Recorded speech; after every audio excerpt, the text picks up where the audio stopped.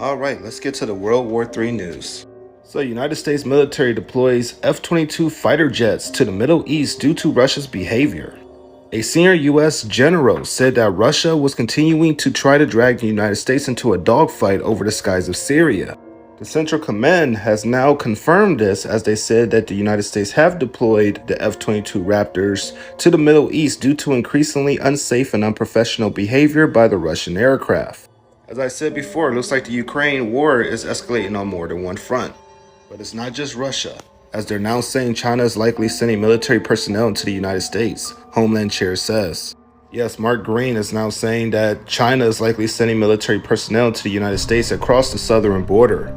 This is something that I've been saying all freaking year, so now you know our Congress is taking it serious? And let me guess, Americans are going to take this serious, as I've been saying that they've been entering our country and that this was dangerous.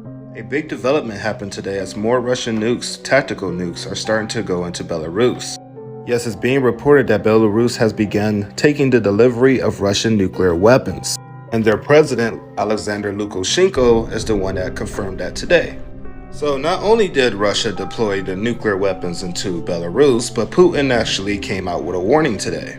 So Putin threatens that the Ukraine war could turn nuclear and warns that the event of a third world war would be no winners, including America. We also have a warning from Medvedev as he threatens to cut Britain off from the internet. The former president, Medvedev, says that Moscow could destroy our enemies' undersea cables after report claims that Western involvement in the Nord Stream blast. This is coming out as they're saying that Poland could have had something to do with the Nord Stream pipeline blowing up. But of course, it's been coming out that the CIA has some involvement in it, the UK, the United States, so Russia's blaming them all. And they're using it as an excuse to attack these cables, which NATO warned a couple weeks ago that Russia was already scoping out to do anyway.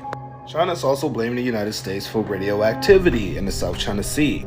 Here they're blaming it on the Marshall Islands nuclear test, which was a test that took place during the Cold War and completely messed up the island. A top US cyber official is also warning that aggressive cyber attacks from China are defining threats of our time. She's warning Chinese hackers could threaten critical pipelines and transport infrastructure in the event of an open conflict. She also said that they've been planning these for months. We have NATO planning to open an office in Japan, which is going to be a meeting hub for Australia, New Zealand, and South Korea, and of course, yours truly, the United States. This is coming as China's been more aggressive in the region. China's calling this a group confrontation and urging Japan to be extra cautious on the issue of military security. Anyways, more news next.